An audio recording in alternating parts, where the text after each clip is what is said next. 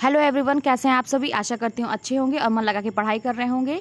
तो आज की इस वीडियो में हम कुछ महत्वपूर्ण नाटक देखेंगे और उसके विषय में थोड़ा डिटेल से देखेंगे जो आपके एग्ज़ाम के लिए इम्पोर्टेंट हो सकते हैं। और इसमें अक्सर ऐसा पूछ देता है कि उस विषय वस्तु पूछ देता है, कभी पात्रों के नाम पूछ देता है। और तो ये जितने इम्पोर्टेंट नाटक हैं उसको मैं आपके सामने लेके आई हूँ। ये 2 पार्ट में, अभी एक पार्ट है, एक पार्ट और आपके सामने आएगा। ये मेरा लिखा हुआ है। आप लोगों से मैंने पहले ही बताया था कि एग्ज़ाम की तैयारी जब मैं करती थी तो जब मैं पढ़ाई करती थी साथ में उस चीज़ों को नोट करते चलती थी। लेकिन मैं रफली ही नोट करती थी, उसको बहुत ज़्यादा समय अपने सजावट पे, कॉपी किताब पे लिखने में, कॉपियों पे मैं नहीं देती थी, क्योंकि मेरे पास भी टाइम कम था। तो ऐसे रफली नोट किया है। जो चीज़ें आप लोगों के साथ शेयर करने लायक है मैं आप लोगों के साथ कर रही हूँ। ठीक है, तो ये इंपॉर्टेंट हो सकते हैं आपके लिए। तो थोड़ा सा महत्वपूर्ण नाटक है इसमें, तो इसके विषय में हम लोग देखते हैं। तो देखिए, नाटक ये हरिकृष्ण प्रेमी से शुरू होता है। हम लोग इसके पहले भी पढ़े थे हरिकृष्ण प्रेमी। तो हरिकृष्ण प्रेमी गांधीवादी तथा मुस्लिम एकतावादी नाटककार हैं। इन पर बचपन से ही राष्ट्रीयता का प्रभाव था। ये गांधी जी की हिंदू मुस्लिम एकता को अपने नाटकों में चित्रित करते हैं। मतलब ये गांधीवादी एवं मुस्लिम एकतावादी नाटककार है, इस तरह से हम इनको देख सकते हैं। और जयशंकर प्रसाद ने जहाँ अपने नाटकों के लिए भारतीय इतिहास के स्वर्ण युग का इतिवृत्त ग्रहण किया, वहीं हरिकृष्ण प्रेमी ने अपने नाटकों में मध्यकालीन इतिहास का इतिवृत्त समेटा है। ठीक है, मध्यकालीन इतिहास ये अपने नाटकों में लेके आते हैं। प्रमुख नाटक इनके कौन कौन से हैं? तो स्वर्ण विहान है, 30 में है देखिए रक्षाबंधन, पाताल विजय, प्रतिशोध, शिव साधना, आहुति, है ना। तो स्वर्ण विहान 30 में है, रक्षाबंधन 34, पाताल विजय 36, प्रतिशोध 37, शिव साधना 37। तो इस तरह से इनके महत्वपूर्ण नाटक हैं। प्रसादोत्तर नाटक, तो प्रसादोत्तर नाटक में इनके देखिए स्वप्न भंग, कीर्ति स्तंभ, रक्तदान, विदा, छाया, बंधन, शतरंज के खिलाड़ी, सांपों की दृष्टि, आन का मान, अमृतपुत्री, सब ये प्रसादोत्तर नाटक है, ये सब इनके। अब देखिए, इन सब नाटकों में जो इम्पोर्टेंट नाटक हैं उनके विषय में हम जानते चलते हैं कि वो है क्या। जो स्वर्ण विहान नाटक है इनका, ये जो इनका स्वर्ण विहान नाटक है, यह एक गीत नाट्य है। ठीक है, ये क्या है? एक गीत नाट्य है। रक्षाबंधन क्या है? अब रक्षाबंधन यह एक अब इसके बारे में जानते हैं। रक्षाबंधन जो है ये एक ऐतिहासिक नाटक है। और इस नाटक में रानी कर्मवती, ध्यान दीजिएगा, पात्र का नाम है रानी कर्मवती, की राख को देखकर हुमायूं कहता है कि महाराणा बहन कर्मवती की चिता की यह आग जो है मजहबी तासुब फसाद की जलन पैदा न करे। ये उसके मतलब वो कहता है हुमायूं। ठीक है ना। सारे मुसलमान बुरे हैं, यह न समझना। ठीक है, यह न समझना होगा। ठीक है, यह न समझना, मैं तो हिंदुओं की कदमों में बैठकर मोहब्बत करना सीखना चाहता हूँ। ठीक है, तो ये उसके कुछ ये पूछ सकता है, ये आप कथन दे देगा, कहेगा कि किस नाटक से संबंधित है। तो इस तरह से आपको जानना चाहिए रक्षाबंधन संबंधित है। अब पाताल विजय क्या है? पाताल विजय जो है यह एक ऐतिहासिक नाटक है। शिव साधना यह एक ऐतिहासिक नाटक है। प्रतिशोध सांप्रदायिक एकता का नाटक है, प्रतिशोध। ठीक है, अब अगर प्रतिशोध में देखिए क्या होता है। प्रतिशोध में का पात्र वकी खां। ठीक है ना, कौन है? वकी खां है। प्रतिशोध का जो पात्र है वकी खां है। वकी खां लिखता है कि बुंदेलखंड क्या सिर्फ बुंदेलों का है? क्या यह ज़मीन जो है हिंदुओं को दाना पानी देती है? हम मुसलमानों को नहीं। मजहब के नाम पर मुल्क के टुकड़े न करो। सुजान सिंह, जिस मुल्क में पैदा हुए हो, जिसकी मिट्टी में हम खेले कूदे, जिसके आबोदान में हम पले बड़े, उसकी आज़ादी से क्या हमारा कोई ताल्लुक़ नहीं? तो ये सारी चीज़ें आपके प्रतिशोध नाटक से, ठीक है ना, प्रतिशोध से है। ये इंपॉर्टेंट है, तो इसलिए इसको देखते रहिएगा। लक्ष्मी नारायण मिश्र का देख लेते हैं। लक्ष्मी नारायण मिश्र ने 3 अंकों का नाटक लिखा है ना। लक्ष्मी नारायण मिश्र से ने क्या किया, ये इंपॉर्टेंट है। 3 अंकों का नाटक पूछ लेता, किसने लिखना शुरू किया? तो लक्ष्मी नारायण मिश्र ने। अब देखिए, अशोक इनका पहला नाटक है। इनका पहला नाटक कौन है? अशोक। ठीक है, अशोक 1927 में। अब इनके इंपॉर्टेंट नाटक देख लेते हैं।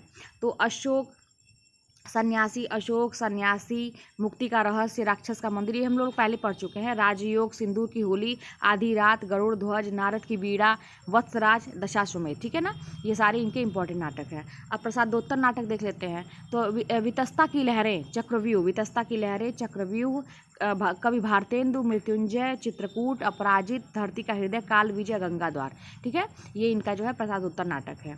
अब अशोक में क्या है देख लेते हैं।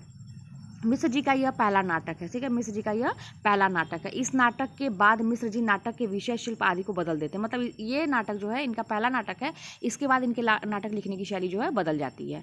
आगे देखिए सन्यासी में क्या होता है, इस नाटक में विदेशी शासकों की धोखाधड़ी, ठीक है ना, सन्यासी की बात हो रही है, गांधी जी के असहयोग आंदोलन, रॉलेट एक्ट, पंजाब हत्याकांड आदि से उत्पन्न स्थितियों का चित्रण है, ठीक है। सन्यासी में मुक्ति के रहस्य में देखिए इस नाटक में पश्चिमी सभ्यता से उन्मुक्त प्रेम पर भारतीय दाम्पत्य विधान की विजय दिखाया गया है। जो मतलब पश्चिमी सभ्यता के जो उन्मुक्त, जैसे पश्चिमी देशों में जैसे प्रेम संबंध होता है, तो उस पर क्या दिखा है, भारतीय दाम्पत्य विधान की विजय दिखाया गया है। इस नाटक के मुख्य पात्र आशा देवी, ठीक है, मुख्य पात्र कौन है, आशा देवी। प्रारंभ में तो रोमांस को आवश्यक मानती है, परंतु बाद में रोमांस विरोधी रुख अपनाती है। आगे देखिए सिंदूर की होली में क्या होता है, इस नाटक की मुख्य पात्र मनोरमा, सिंदूर की होली में मुख्य पात्र कौन थी, मनोरमा। शुरू से अंत तक रोमांस विरोधी ही बनी रहती है, ठीक है, रोमांस विरोधी ही बनी रहती है। इस नाटक में विधवा विवाह, नारी उद्धार के प्रति मिश्र जी की दृष्टिकोण अभिव्यंजित हुआ है, ठीक है। आगे देखिए चतुर्सेन शास्त्री, चतुर्सेन शास्त्री का क्या है, ये एक ऐतिहासिक नाटककार थे, ठीक है। इन्होंने उत्सर्ग 1929 में, अमर सिंह राठौर 23 में और मेघनाथ जैसे नाटकों की रचना की है। देखिए कभी कभी किसी में ना सन का थोड़ा सा वो हो जाता है, मिस प्रिंटिंग किसी किताब में मिलती है, तो आप लोग जो मूल पुस्तक होती है, जैसे शुक्ल की पुस्तक है, बच्चन सिंह की पुस्तक है, मतलब इनसे आप समय मिला सकते हैं, समय आप देख सकते हैं। और शुक्ल का तो पूरा आपको नहीं दिखेगा उसमें, उनका तो अधूरा ही रह गया था। तो आप जैसे नागेंद्र की बुक भी अच्छी होती है, तो उनसे आप लोग समय थोड़ा सा, मूल पुस्तक से कहने का मतलब है समय आप लोग देख सकते हैं। बद्रीनाथ का देखिए, बद्रीनाथ भट्ट ऐतिहासिक नाटककार थे। अब ये बद्रीनाथ भट्ट जो थे ये भी ऐतिहासिक नाटककार थे, ठीक है ना। अब इनका देखिए बेन चरित्र, दुर्गावती, ये सब ऐतिहासिक है, बेन चरित्र, दुर्गावती ऐतिहासिक है, ठीक है। अब व्यंग्य जो है, ये इनका जो व्यंग्य नाटक में कौन सा, चुंगी की उम्मीदवारी, कुरवन दहन, चंद्रगुप्त, लबरधोदो, ये सब इनके हास्य व्यंग में आते हैं, ठीक है ना, ये सब। अब देखिए व्यंग में है, लबरधोदो वाला हास्य व्यंग में है, ठीक है। अब आगे देखिए गोविंद बल्लभ पंत, इनके प्रारंभिक नाटकों पर संस्कृत भाषा का प्रभाव है। तो वरमाला इनका जो है, ये कौन सा नाटक है, पौराणिक नाटक है। इसमें वरमाला में कहा क्या गया है, मतलब इनका वरमाला देख लीजिए, पौराणिक नाटक है, और इसमें 25 है ना, तो ये 1925 होगा ये। इसमें भूमंडता के राजा करंधम के पुत्र अविक्षित और विदिशा की राजकुमारी वैशालिनी के प्रेम कथा को भावपूर्ण रोमांटिक मतलब नाट्य शैली में प्रस्तुत किया गया है। आगे देखिए मूल कथा जो है मार्कंडेय पुराण से ली गई है। इसमें राजमुकुट इन्हीं का है, देख लीजिए राजमुकुट यह एक क्या ऐतिहासिक नाटक है, ठीक है। और इसमें वीरांगना पन्ना धाय के बलिदान को आधार बनाया गया है। अंगूर की बेटी देखिए, यह एक सामाजिक नाटक है, इसमें मद्यपान की समस्या को सुधारवादी दृष्टि से प्रस्तुत किया गया है। अन्य नाटक इनके देख लीजिए, ययाति, आत्मदीप, तुलसीदास, अंतःपुर का छिद्र, कंजूस की खोपड़ी, ये सभी इनके अन्य नाटक है। सुदर्शन को देखिए, सुदर्शन को सिनेमा जगत में अच्छी ख्याति प्राप्त थी, ठीक है ना, सिनेमा जगत में। इनके संवाद लेखन पर सिनेमा शैली का प्रभाव लक्षित किया जा सकता है। अब देखिए प्रमुख नाटक इनके दयानंद, अंजना, ऑनरेरी, मजिस्ट्रेट, ठीक है, और भाग्य चक्र, ये सब इन्हीं के हैं। पांडे बच्चन शर्मा उग्र का देखिए, प्रसाद योगी नाटक इनका कौन कौन सा था, तो महात्मा ईसा ऐतिहासिक नाटक है इनका, चुंबन ये इनका मतलब महत्वपूर्ण नाटक है, सामाजिक नाटक है ये, और इसी नाटक से विशेष प्रसिद्धि प्राप्त किए थे, चुंबन से, ठीक है।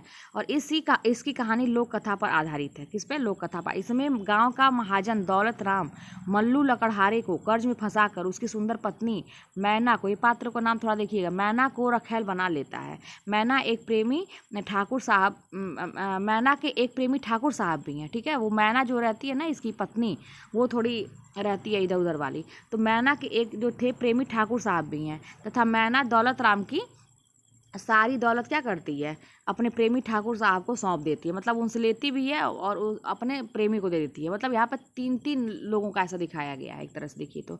मल्लू राम का भक्त है ना, राम का भक्त है। भगवान राम की कृपा से उसे 5,000 रुपये मंदिर में पड़े मिले। एक दिन क्या हुआ, तो वो रुपया लेके क्या किया, रुपया लेकर जब वह मंदिर के बाहर आता है तो मंदिर के पिछवाड़ी अपनी उल्टा पत्नी मैना और बदनसीब पुत्र को मृत पाता है। तो भाई वो पत्नी थोड़ी सी ना इधर उधर करने वाली थी, तो उसकी हत्या कौन किया, क्या हुआ, तो ये सब तो नहीं इसमें है, लेकिन ये है कि वो इसको मृत अवस्था में अपने पुत्र को भी और अपनी उल्टा जो पत्नी थी, जो मतलब ठाकुर से और उसका एक और था उससे भी ये मतलब वो करती थी। प्रेमी कोई और था और जो इसको रखेल बना के रखना चाहता था ये दौलत राम, तो इसके पैसा को क्या करती है, ले लेती है और अपने प्रेमी ठाकुर को दे देती है। ठीक है, तो इस तरह से, लेकिन उसके अंत में मृत्यु हुई हो जाती है।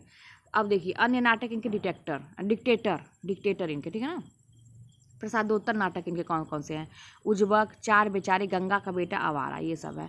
अच्छा, प्रसादोत्तर नाटक जो 1950 के आगे जो लिखे गए हैं, ये देखिएगा 1950 के आगे जो नाटक लिखे गए हैं प्रसादोत्तर नाटक में आते हैं। ठीक है, तो यहाँ पे जो है हम थोड़ा सा इम्पोर्टेंट चीज़ें आज देखते चले हैं, है ना, और इसका एक पार्ट और मैं आप लोगों के सामने लेके आऊँगी। तो ये थोड़ा सा इंपॉर्टेंट नाटकों के विषय में मैंने नोट किया था। वैसे तो आप जो ये किताब से जो पढ़ते हैं स्वस्ति पांडे किताब से, इसमें देखिए वन लाइनर मतलब डिटेल में दिया है, आप लोग ज़रूर पढ़ते चलिए, क्योंकि बीच बीच में से कभी कभी पूछता है। तो कोई भी चीज़ छोड़िए मत भाई, रिस्क बिल्कुल भी लेने की ज़रूरत नहीं है, कहाँ से कौन सा प्रश्न पूछेगा, तो आप लोग पढ़ते चलिए। ये तो आपकी एक सहायक पुस्तक है, बार बार मैं कहती हूँ कि मूल पुस्तक जो आप लोग पूछते हैं ये कहाँ क्या होता है, जो लेखक लोग लिखे होते हैं अपने मूल पुस्तक, उसको भी पढ़िए, और क्योंकि आपका एक बेस बनेगा। कम से कम 2 बार 3 बार तो एक पुस्तक को आप पढ़ ही लीजिए। टाइम कम है, ठीक है, तो आप इसीलिए ना कहा जा रहा है कि आप अपने नोट्स पर फोकस करिए, जो कोचिंग में पढ़ाए जा रहे हैं उसको जो बनाए होंगे।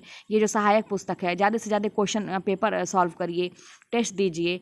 तो ये सारी चीज़ें प्रश्न निकालने के तरीके होते हैं, लेकिन उसके विषय में अगर आप नहीं जानेंगे, पकड़ नहीं बनाएंगे, बेस नहीं बनाएंगे, तो प्रश्न आप नहीं कर पाएंगे, आपकी गलतियां होंगी। ठीक है, तो ये सारी चीज़ों को ध्यान में रखते हुए अपने एग्ज़ाम की तैयारी अच्छे से करिए, और यही सोच के करिए कि कल मेरा एग्ज़ाम है। हम कभी ये निश्चिंत मत रहिए कि अरे अब तो 4 महीने के बाद होगा, 3 महीने के बाद होगा। तैयारी करते रहिए, हड़बड़ाने की भी ज़रूरत नहीं है, लेकिन जब भी पढ़िए तो उसी लगन से पढ़िए, उसी मेहनत से पढ़िए। सोचिए कि कल मेरा एग्जाम है, कल ही हमको देना है, आज ये टॉपिक तैयार कर देना है। जो टारगेट आप बना रहे हैं रोज़ का, जो टॉपिक आप रोज़ का लिखते हैं आप कॉपी पे, मैं बार बार कहती हूँ कि रोज़ का टारगेट सेट करिए। व्याकरण का, इससे काव्यशास्त्र से, संस्कृत से भी छोटा छोटा टॉपिक लेके चलिए, भाषा विज्ञान से छोटे छोटे टॉपिक एक दिन लेके चलिए। ज़्यादा फोकस साहित्य पे करिए, रचनाओं पे ज़्यादा फोकस करिए, क्योंकि इसको पढ़ने में दिक्कत होती है। व्याकरण में जो छोटे छोटे चीज़ हम छोड़ देते हैं, संधि समास है, ये पर्यायवाची है, तत्सम है ना, ये सब चीज़ों को हम छोड़ देते हैं। वर्तनी शुद्ध करने वाला है, जो वाक्य शुद्ध करने वाला है, इन सबको हम नहीं हल्के में लेते हैं। ज़्यादा उलझे कहाँ रहते हैं, रस छंद अलंकार पे उलझे रहते हैं। तो ऐसा नहीं है, इन चीज़ों से भी आपके प्रश्न बहुत गलत, मेरा खुद गलत हुआ था, तो इसलिए मैं कह रही हूँ। तो इस सब चीज़ों पर फोकस करते चलिए। आप याद कैसे करना है, रोज़ रिवाइज़ करिए, रोज़ अच्छे से मन से। वही नहीं कहना है कि एक टारगेट बनाइए कि आज इतना पढ़ना है, और ये सोचिए कि कल मेरा एग्ज़ाम है, तो उसको इस तरीके से पढ़िए, है ना, तो आपको अच्छे से तैयार होते जाएगा, और आपके हाथ में सिलेबस आ जाएगा। कोई चीज़ कठिन नहीं होती, आसान है, सब कुछ निकल जाएगा। ठीक है, तो चलिए मिलते हैं नेक्स्ट वीडियो में।